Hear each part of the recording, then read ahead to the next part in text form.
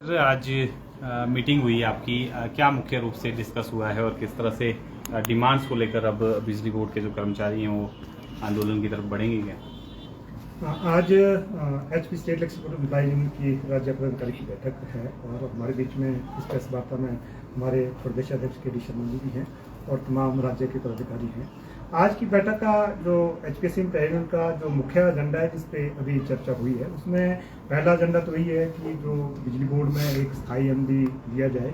आप देख रहे होंगे पिछले लगभग एक साल से हम कह सकते हैं 14 अप्रैल 2023 से बिजली बोर्ड को स्थायी रूप से चलाया जा रहा है और बिजली बोर्ड में जो MD का चार्ज एडिशनल चार्ज दिया गया हरिकेश मीणा जी हैं, जिनके पास पहले ही एनर्जी डायरेक्टरेट है, HPPCL के MD है। इसके अलावा उनको बिजली बोर्ड का एडिशनल कार्यकाल आभार दिया गया है। हम इसमें कहना चाहेंगे कि बिजली बोर्ड एक बहुत बड़ी संस्था है, इसको इतने लंबे समय के लिए हडॉकिज्म पे नहीं चलाया सकता, क्योंकि आज आप देखेंगे आज बिजली बोर्ड से लगभग 50,000 पेंशनर्स कर्मचारी से जुड़ा है। इसके साथ साथ लगभग 2.5 लाख प्रदेश के कंज्यूमर्स हैं वो भी इससे जुड़े हुए जिनको हम सर्विस दे रहे हैं। अगर यहाँ स्थायी मैनेजमेंट नहीं होगा तो स्वाभाविक है इससे कर्मचारियों पेंशन के साथ साथ आपके प्रदेश के कंज्यूमर भी प्रभावित होंगे। तो आज हमारा जो पहला रेजोल्यूशन बैठक में पारित किया गया उसमें यह था कि हरिकेश मीणा को तुरंत बिजली बोर्ड से हटाया जाए, क्योंकि हमने पहले भी इन पे एलिगेट किया था कि इनकी जो वर्किंग है, इनकी वर्किंग बिजली बोर्ड के प्रति ठीक नहीं है। आज आप देख रहे होंगे जो एनर्जी डायरेक्टरेट है और आपका HPPCL है और बिजली बोर्ड है,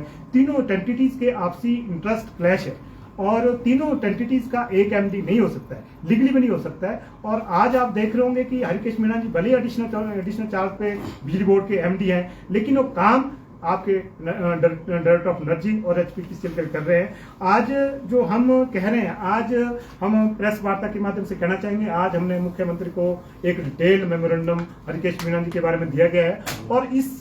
पे जितने कर भी जो इनका कार्यकलाप रहा है और बिजली बोर्ड के लिए जितना का नुकसान बिजली बोर्ड को पहुंचाया है वो हम इस मेमोरेंडम के माध्यम से माननीय मुख्यमंत्री को भेज रहे हैं और उनसे आग्रह कर रहे हैं कि बिजली बोर्ड को एक स्थायी MD दिया जाए और हरिकेश मीणा को बिजली बोर्ड से तुरंत हटाया जाए। इसमें हमारा मोटे तौर पे हम कहना चाहेंगे कि आज जो बिजली बोर्ड के जो आपका ओवर प्रोजेक्ट है, इन्होंने आते ही ओवर प्रोजेक्ट में एक देरी किया, क्योंकि पहले इसको बिजली बोर्ड से छीनने की कोशिश की जिससे 3 महीने का देरी हुआ। उसके बाद जो बिजली बोर्ड के 4 प्रोजेक्ट थे, जो चंबा के 4 प्रोजेक्ट थे, उनको वापिस किया HPPCL के लिए और उसके बाद उसको 3 महीने बाद बिजली बोर्ड को दिया जाता है। लेकिन उसके बाद 1 साल हो गया है, अभी तक उन प्रोजेक्टों पर कोई काम नहीं हुआ है। आज हम कह सकते हैं उन परियोजनाओं पर काम न होने से प्रदेश सरकार की लगभग 580 करोड़ की जो केंद्र से ग्रांट आनी थी वो आज उससे प्रदेश सरकार को वंचित रहना पड़ रहा है। इसके साथ हम कहना चाहेंगे जो एक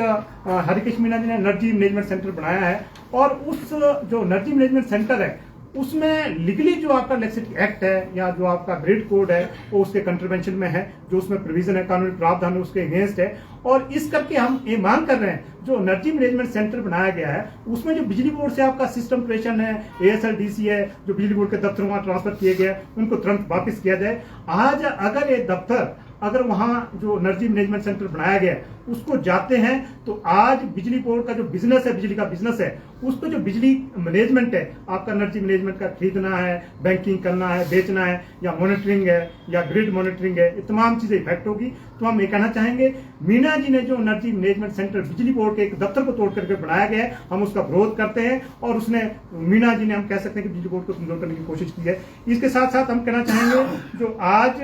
आपका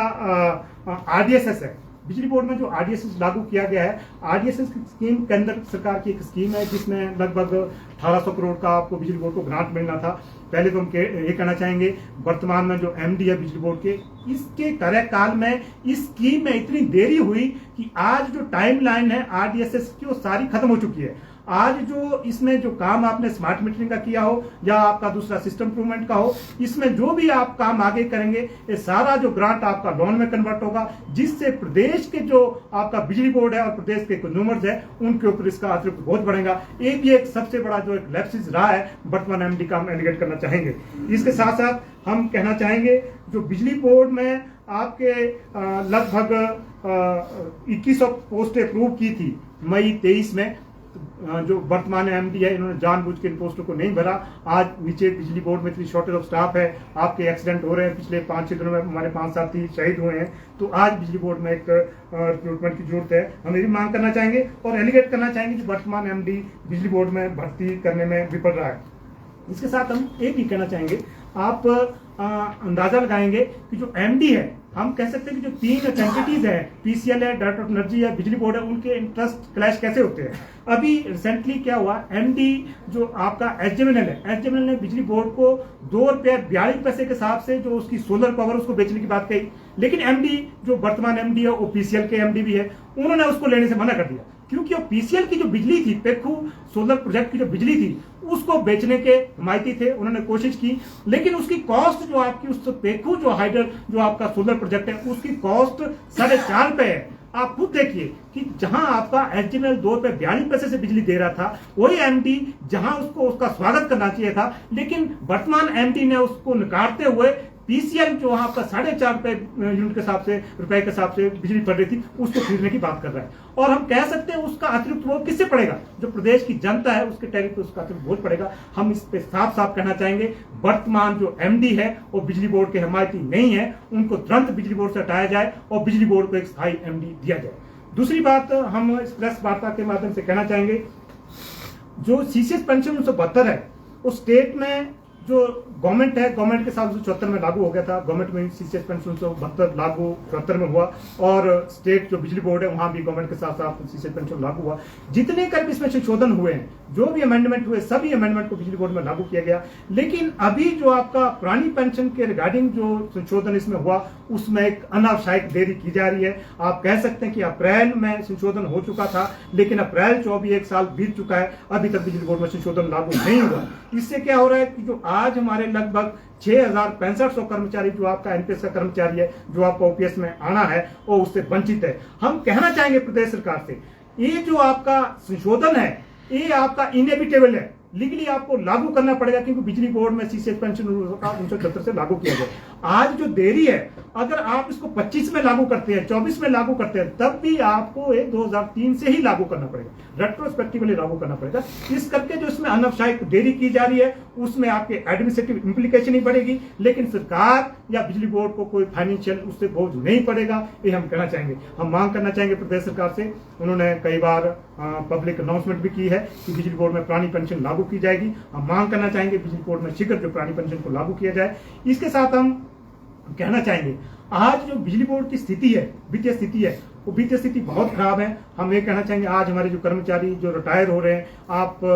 हैरान होंगे सुन के, जो 23 का कर्मचारी रिटायर हुआ है, उसको आपके वित्तीय लाभ जो रिटायरमेंट पे मिलते हैं अभी तक उसको नहीं मिले हैं। आपकी लीव इन कैश मिले के बाद से पेंडिंग है, और जो ग्रेस्टी है, ग्रेस्टी की पेमेंट 6 महीने से पेंडिंग है। इसके अतिरिक्त जितने कर भी आपके क्लेम है, आपके एरियर्स है, दूसरे आपके टीए बिल है, मेडिकल क्लेम है, हम कह सकते हैं और भी जो आपके ओवर टाइम के क्लेम है, सारे पेंडिंग पड़े हैं। हम इस प्रेस वार्ता के माध्यम से मांग करना चाहेंगे, जो आज बिजली बोर्ड की स्थिति बिगड़ी है उसमें मैनेजमेंट ध्यान दे, और जो कर्मचारियों के क्लेम है उनको लिक्विडेट किया जाए। हम ये भी कहना चाहेंगे प्रदेश सरकार को, हमने पहले भी ज्वाइंट फंड के माध्यम से बात कही थी कि जो ये फ्री का कल्चर है, इससे जो स्टेट में जो आपके 125 यूनिट फ्री में दी जा रही है, और उससे कहीं ना कहीं बिजली बोर्ड प्रभावित हुआ है। हम इसमें उस टाइम हमने ये कहा था कि जो नीडी है प्रदेश में, जो कंज्यूमर्स है, जिसको 125 या उसको हो सकता है 200 या 300 यूनिट की जरूरत हो, उनको दी जाए। लेकिन हम कर्मचारी, हम अधिकारी हैं, हम तनख्वाह ले रहे हैं, लेकिन आप हमें भी 125 यूनिट